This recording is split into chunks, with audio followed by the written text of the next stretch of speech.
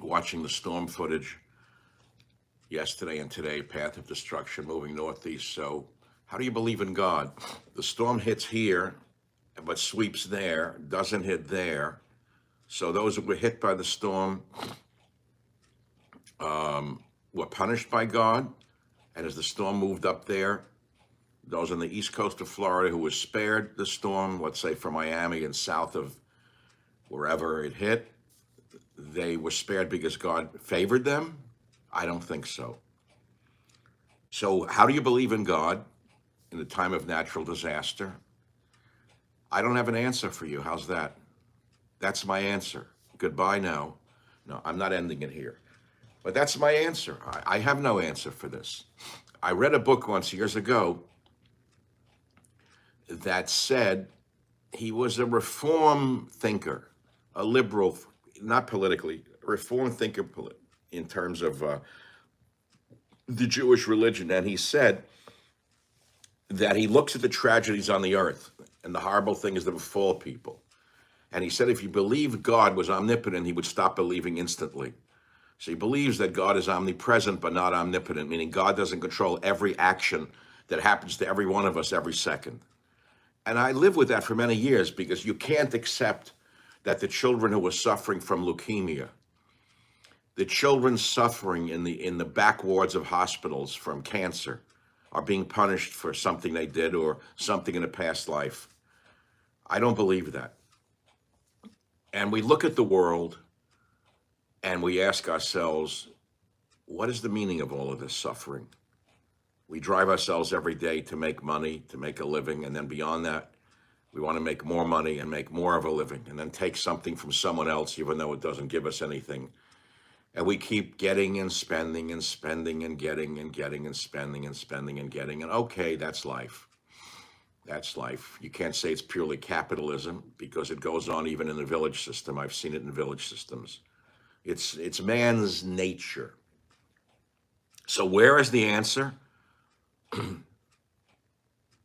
I don't know. I've read many things on the subject of where the answer is to this question, which is if there is no God that watches everything we do, like Santa Claus, who judges us for everything we do every second, if there's no such God, what's the point of believing in anything?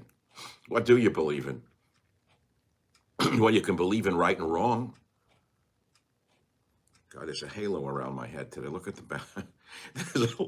There's light coming off the back of my head. This is amazing. It's like an aura that's purely accidental. But okay, I'm inspired this morning. I was going to go on a bicycle ride, and I love the weather right now. It's sunny but cold. It's starting to get autumny here in Northern California. You could feel it in the air. Next Sunday already is the Blue Angels are flying. Look at that aura over my head. Okay, something's going on. Something is going on. I'm inspired this morning to talk with you, speak with you. So what happened was I put on my turtleneck for the first time since last winter when I put it away. By the way, can you hear me at all? I mean, there's new equipment. Say you can hear me now in the comments section. Can you hear me now? Is my microphone working well? Yes, good. Learn to play Halo. I don't want to play games. I don't play games. You know why? I've never played a game in my life on Xbox. I don't need games. Life is enough of a challenge to stay focused without playing games. So listen what happens. I was getting ready to go out on the bicycle ride, having the cup of coffee. And I decided, well, I better get dressed a little more warmly. I went out, it's a little colder. So I put on my turtleneck, warmer pants. I go on a short bicycle ride every morning. I have for most of my life. I never exert myself. I know there's different theories of exercise, and I'm no guru on exercise. But you should remember, I know something about some things. I know things about nutrition. I know some things about health. And you may not know this, but back in the 70s, I actually had an article published in Runner's World. I was a runner. Say, what? You're a runner? You know, you don't look like a runner. Well, I'm 80 years old. I was a runner. But I learned things along the way about running. I didn't even mean to talk about running. I was going to talk about this book I pulled out of my library. I I have an odd thing about books. This is an amazing book I've had with me for 30, 40 years. Nine and a Half Mystics, The Kabbalah Today by Herbert Weiner, forward by Eli Wiesel. And I've dipped in and out of this book. I often don't look at it for months. But today you could see the post-its, right? So today I stumbled upon something I wanted to share with you before I talk about running. Or should I talk about running for a minute? And I'm going to talk about running first because this section is about mysticism. And I swear to you, maybe I was asked to, maybe I found this book to talk about God today and mysticism to really talk about running. I'll tell you what happened. Oh, I don't know. This was in 1974, 75. I just moved to California and I lived in the back of a horrible valley, surrounded by the worst heathens I ever met in my life. They were the meanest, most horrendous. It was the meanest, most horrendous little town in the world. So I had to withdraw within, and I did. I didn't belong there, but it was a good place to raise children. It was inexpensive. The schools were, quote, good. There was no crime, and it was very countrified. But I was alienated for every day of my life. I felt like I was crucified every time I walked through the town. So the long and short of it was I became a runner to burn off energy and frustrations. I'll never forget this as long as I live. So I ran and ran. I was very thin, 135, 130 pounds. And I was in good shape. I was very controlled. I used to go to the back of the valley and run up a waterfall in the back of this valley. And one day, it was in 74 or 75, I ran up this waterfall. I don't mean in the water. I mean, I'm not Jesus. I ran up the side of the waterfall. And I heard an inner voice screaming, stop, stop, stop, stop. I never ran again. Never, never.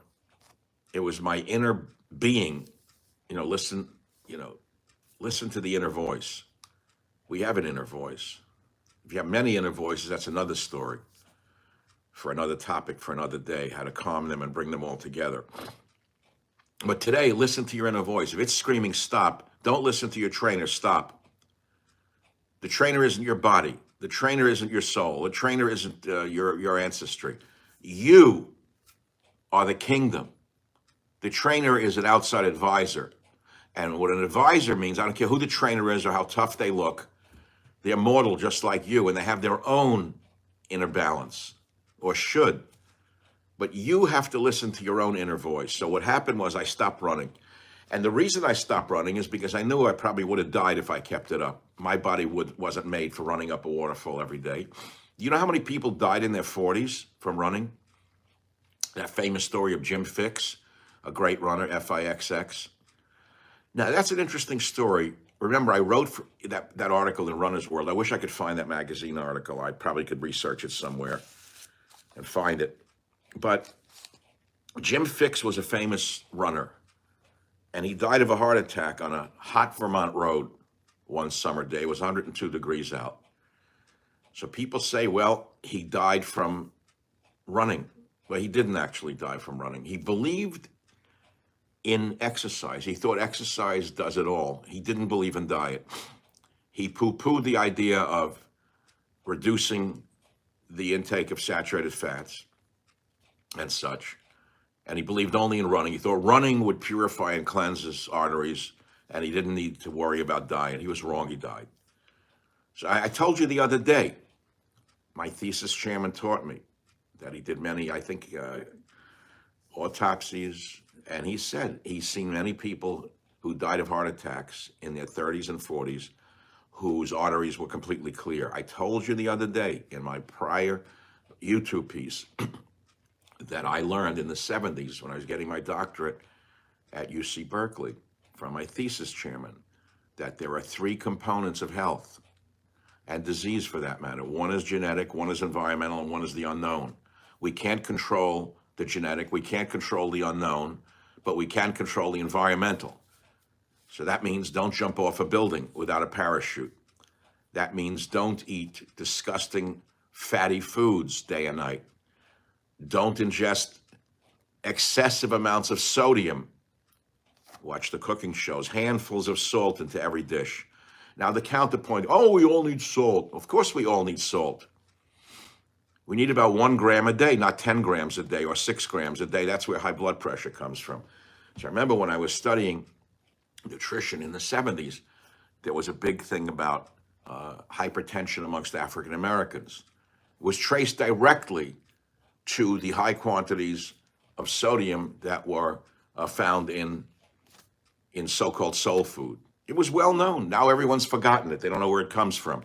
Just turn to brother Joe Biden. He'll tell you that you need a medicine and you need medication, you need Medicare, Medicaid, and you don't need to vote Republican and you won't get hypertension. Well, it's related to your environmental factors. Okay, so we'll move on. I got the running thing out of my system. So I picked up this book. I didn't want to read the whole book all over again. I flipped through the pages. What's this? Trumpanoia. What is this? Where'd I come up with that word? Oh my God, I wrote the word Trumpanoia. That's very funny. I don't even know where that came from.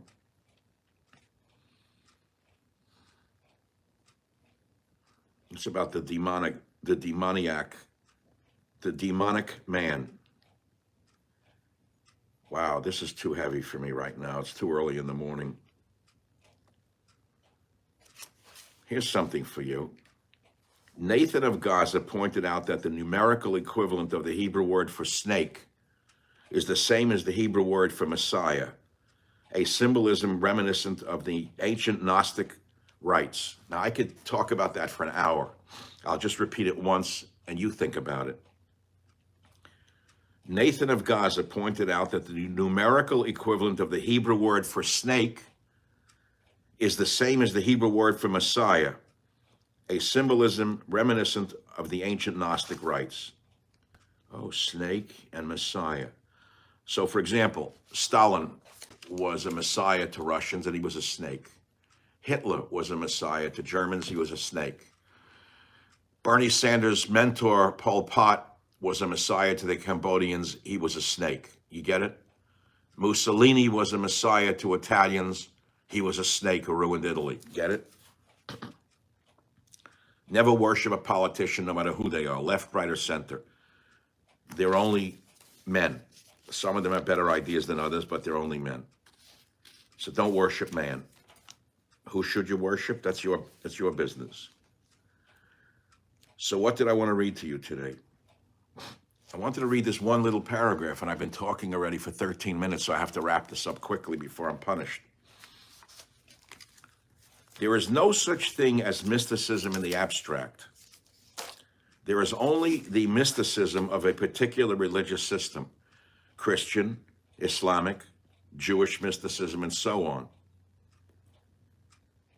Historically, mystical tendencies are often connected with the attempt of fresh religious impulses to reconcile themselves with an inherited religious system and its classical formulae. Thus, for the mystic, quote, the substance of canonical texts, like that of all other religious values, is melted down and given another form as it passes through the fiery stream of the mystical consciousness, unquote. It is hardly surprising that, hard as the mystic may try to remain within the confinements of his religion, he often consciously or unconsciously approaches or even transgresses its limits, becoming then an either recognized or unrecognized heretic. Wow. You have to re-listen to that again to get it. The heretical upsurge is unconsciously aided by the fact that the mystic, in his rebellion against the carefully demythologized, that's a hard word, against the carefully demythologized classical concepts of his faith, opens himself up to the power of long suppressed spiritual cravings. If you've listened to me this long now, 14 minutes, you have spiritual cravings, or you would have turned this off already. You've listened to me for 14 minutes because you have spiritual cravings that are not being fulfilled. So the book goes on and says, the Bible, later the rabbis, and most of all, the Jewish philosophers of the Middle Ages, fought every evidence of pagan mythology. But this eagerness to achieve a completely demythologized, monotheistic faith paid a heavy price for its disdain of the primitive levels of human life. It ignored the terrors from which myths are made, as though denying the very existence of the problem. It ignored the terrors from which myths are made, as though denying the very existence of the problem. This feeling for the reality of evil and the power of the demoniac found its expression through the Kabbalah, which also became a vehicle for the re-entrance into Judaism of old pagan superstitions, rites, and Gnostic heresies. Did you hear this? The re-entrance into Judaism of old pagan superstitions, rites, and Gnostic heresies. Wow. Well, I can go on from this book, 9.5 Mystics, the Kabbalah Today. I've had it with me for many years. And I've read it off and on, and I read it to you today just to give you some food for thoughts. Food for thought, not food for thoughts, food for thought. And it's going to give me some food for thought today as I leave you with my last sip of cold coffee and head out on my bicycle. I want to keep this under 20 minutes. Yeah, someone just brought up Madonna. She doesn't know what she's talking about. She's just an entertainer who cashed in on the Kabbalah, as did many. Let me go back so I can get the aura over my hat again. And you'll think I'm some guru, but I'm not a guru. See the aura over me? It's beautiful. It's all natural on the rear wall. Is that mysticism? Is that by accident that I set up the camera this way? By accident? I wanted it to be horizontal, but it wouldn't let me record. It said turn it back because you started it this way. So I set it up this way, and now the white aura is emanating off my head. Am I a guru? No. What am I? Well, I'm Michael. You may know me from my radio show days. You may know me from the 29 published books I have. You may know me from my relatively unknown Kindle editions, which are my fiction. Some of them are better than my published fiction, by nonfiction, but very few people understand that. They don't want to see that side of me. I found something out is that once you establish yourself in a society in a certain way, people don't want you to go out of that place. They want you to be what they know you to be. They don't want to know the other side of you. So let's say you also play the piano on a concert level. They don't want to hear you play the piano if they've known you to be a firebrand in politics. They don't want to hear that. You understand that that's what it is? It's that simple. People want that image and that image only. So that's it for the day. Here's a little icon I keep on my broadcast desk. I've had him for years. This little captain with a pipe. That's some part of me is him. I'll show you some other stuff I have here that's crazy. I mean, you look at it. In my little Savage studio, I've kept this Mesoamerican clay carving for years, staring at him and him staring at me. It's actually a masterpiece. Again, it's just art. It's beautiful art. It's beautiful art. It looks like some people I know, but it's art. It's good. And then I have here, which I wrote about, by the way, in my book, God, Faith, and Reason, these little amulets. Look up the story on the amulets. These are Yemenite amulets with Hebrew. I bought these in Jerusalem 50, 40 years ago. I don't know where or when, but I wrote about them, which is the important thing. I keep these here. I look at them. What do they do for me? I don't know. I feel comfortable around all these little effigies. What else do I keep here? You'll know him. And my little friend, he died last Thanksgiving-ish. I miss him so much every day. I can't get another dog. Teddy, the mascot. Oh, I don't want to go into it. It's the way of all flesh. We've all lost pets and family members. And we know that death is just right around the corner for all of us. Whether it's tomorrow, whether it's today, whether it's 100 years from now, we have to live with that thought. Some cultures embrace it and live with it. The Day of the Dead in the Mexican culture. We hide it. We run from it. I reject it. I'm not ready to embrace it. I'm not from Marin County. They embrace death. They can have it. You want it? Take it. Please take two. I also have a prayer card given to me of your friend Jesus. Of course, that's not Jesus, a picture of it. This is the Church of Jesus Christ of Latter-day Saints. I like him. He's a good-looking guy. He looks like one of the actors. Looks like Jeff Bridges in one of his early movies. But it reminds me of a great religion called Christianity, just as my religion reminds me of my religion, just as Buddhism, Hinduism, paganism remind me of other people's attempts to walk through this place called life. And any person who tells you they have the answer is lying to you. Did you hear what I said? So what's the answer? To keep searching. You know, I'm starting to think that I'm on the verge of something new in my life. And I've avoided it all of my life. I pushed it away all of my life.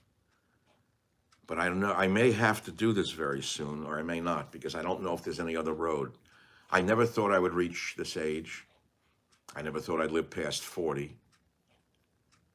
So now here we are. I have a very loyal following. And there's a tendency within me to create a community somewhere. I don't know where that is. I don't know how it is. Men like me build movements. Men like me build businesses. Men like me build followers. And from that, we build movements. We build cities. We build a temple. We build a church. It's men like me who do that.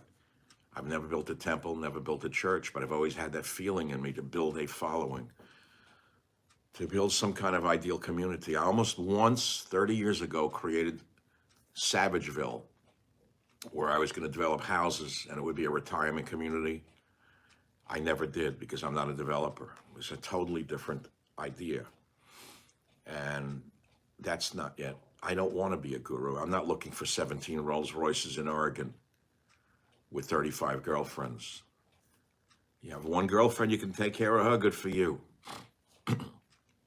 As Mark Twain said, for every one man who thinks he can satisfy 3 women, there's one woman who knows she can satisfy 13 men. That's what Mark Twain wrote. I didn't say it. So men think they're all, Don Juans. They're not Don Juans. They're not set up that way. Well, that's it for the day. What should we do tomorrow? I don't know, but I want to thank you for being with me. This is the 10 days of awe in the Jewish religion between Rosh Hashanah and Yom Kippur, where we believe, like children, that God is watching us and deciding whether we will be written into the book of life for next year, which is why Jews say to fellows, Shana Tovah, when they see them, may you be written into the book of life. And I wish that to all of you who have listened to me today. I hope you've enjoyed some of the teachings that I read from, because they're not my teachings. 9.5 Mystics, see what you learned from it. We'll go back to it another time. Because when I see light like that behind me, I'm greatly into light play, by the way. I've always seen light. I've always seen the light. Thanks for listening, and keep looking for the light, and you will find it. Michael Savage saying, keep looking for the light, and you'll find it. If I could only find the button to press to stop this lovely broadcast, there we are.